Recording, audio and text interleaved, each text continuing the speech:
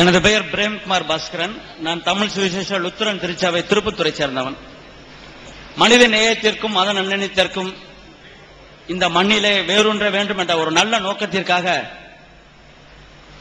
நகர ஐக்கிய ஜமாத் கமிட்டி காரைக்குடி ஏற்பாடு செய்த நிகழ்ச்சிக்கு என்னுடைய வாழ்த்துக்களையும் பாராட்டுகளையும் தெரிவித்து பெருமைப்படுகிறேன். நான் கேட்க வேண்டிய கேள்வி, திருமண காரியத்தில், இஸ்லாமிய திருமண காரியத்தில் மகர் பணம் அப்படின்னு மாப்பிள்ளை பொண்ணுக்கு கொடுக்கணுங்கிறது விதி இல்ல சட்டம் ஏதோ.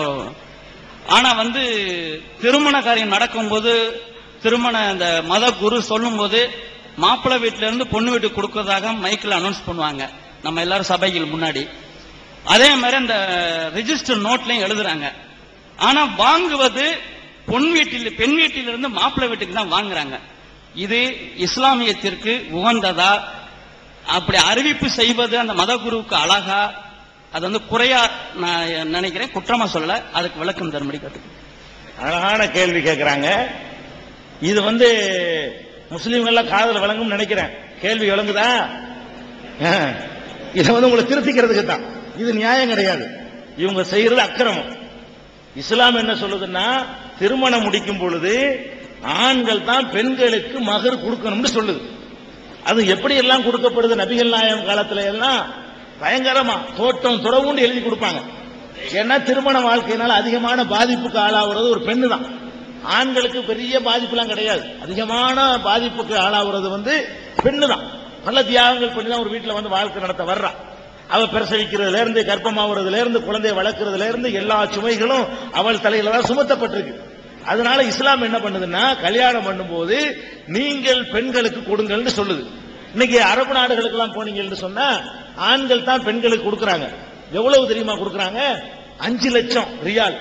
ஒரு ரியால்னா 10 ரூபா. கல்யாணம் பண்ணும் பொழுது 50 லட்சம் ரூபாய் கொடுக்கறான். ஒரு பெண்ணை திருமணம் முடிக்கிறதா இருந்தா 50 லட்சம் ரூபாய் கொடுத்தா தான் கல்யாணம் பண்ண முடியும். அவளுடைய செக்யூரிட்டியா வச்சுக்கிடுவா. இவன் வேணாண்டு விவாகரத்து பண்ணா கூட அவள் ஒன்றும் பாதிக்காது. கையில் 50 லட்சம் ரூபாய் இருக்குது. அப்ப அந்த மாதிரியான ஒரு செக்யூரிட்டிக்காக வேண்டி இஸ்லாம் மகர் என்ற ஒரு தொகையை வாங்க சொல்லி கட்டளை இடுது. இந்த பெண்கள் பொதுவா ஏமாளிகள், இறக்க குணம் உள்ளவங்க. இவங்க இறக்கப்பட்டு என்ன செய்யறாங்க? வாங்குறது இல்ல. எழுதுற அந்த பணத்தை கூட எங்க சமுதாயத்தில் வாங்குறது கிடையாது, ஏமாத்துறாங்க. அதெல்லாம் உண்மைதான், ஒத்துக்கிறேன். அதே மாதிரி கொடுக்காட்டாலும் பரவாயில்லை. இவன் என்ன பண்றான் தெரியுமா? எங்க சமுதாயத்தில் வாங்குறான்னு சொல்றீங்களா? நெசம் 100% உண்மை. தமிழ்நாட்டில் உலகம் பூரா முஸ்லீம் இருக்காங்க, வாங்கல. நம்ம தமிழகத்தில் வாழக்கூடிய முஸ்லீம் என்ன பண்றான்னு கேட்டா, அரபு நாட்டிலேயும் முஸ்லீம் இருக்கிறான். நான் சொன்னேன், அங்க என்ன நிலைமை தெரியுமா? வீட்டுக்கு வீடு ஆண் குமர்கள் தேங்கி இருக்கிறாங்க. நம்ம வீடுகளில் எப்படி பெண் குமர்கள் தேங்கி இருக்குதோ அதே மாதிரி வீட்டுக்கு வீடு 35 வயசாயிரம் கல்யாணம் ஆகாது. என்னடான்னு கேட்டா, மகருக்கு வசதி இல்லைங்கிறான். எங்க? அரபு நாட்டில் 30 வயசு ஆம்பளை கல்யாணம் ஆயிருக்காது, 25 வயசு ஆம்பளை கல்யாணம் ஆயிருக்காது. காரணம், மகர் கொடுக்க முடியல. கடைசியா கவர்மெண்ட்ல என்ன பண்றான்னு கேட்டா, மானியம் கொடுத்து, இங்க வாங்கிக்கிற 5 லட்சம் ரூபாய், 5 லட்சம் ரியால் நான் தர்றேன், நீ கல்யாணம் பண்ணிக்கன்னு சொல்லி கவர்மெண்ட் மானியம் கொடுத்தாங்க. கொஞ்ச நாளைக்கு முன்னாடி கொடுத்து எல்லா இளைஞர்களுக்கும் பெண்ணு கிடைக்க ஏற்பாடு செஞ்சான். அப்படிப்பட்ட ஒரு சமூகத்துல பிறந்துட்டு, அப்படிப்பட்ட ஒரு சமூகத்துல இருந்துட்டு இன்னைக்கு அநியாயமா வாங்குறாங்க. லட்சக்கணக்கில் வாங்குறாங்க, காரு கேட்கிறாங்க, நகை கேட்கிறாங்க. இவர்கள் எல்லாம் இஸ்லாத்துக்கு சம்பந்தமில்லாத ஒரு குற்றமான காரியத்தை செய்யறாங்க. இப்படி எல்லாம் மற்ற சமுதாயம் நீங்க எல்லாம் கேட்கறது சந்தோஷம். ஏன் தெரியுமா? நாங்கெல்லாம் வரதட்சணைக்கு எதிராக ஊர் ஊரா போய் கத்துறோம். வரதட்சணை ஒழிப்பதற்காக பாடுபட்டு இருக்கிறோம்.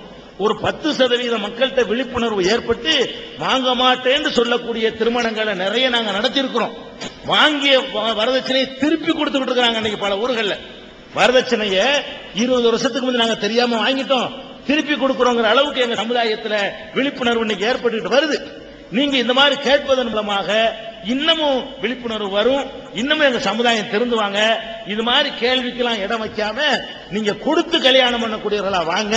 நம்மளை எப்படி எல்லாம் சமுதாயத்தில் கவனிக்கிறாங்கன்னு பாருங்க. நம்முடைய மாற்று மத சகோதரர்கள் எவ்வளவு உன்னிப்பா கவனிக்கிறாங்கன்னு பார்த்து திருந்திக்கிறீங்க. உங்களுக்கு அறிவுரை தான் சொல்ல முடியும்.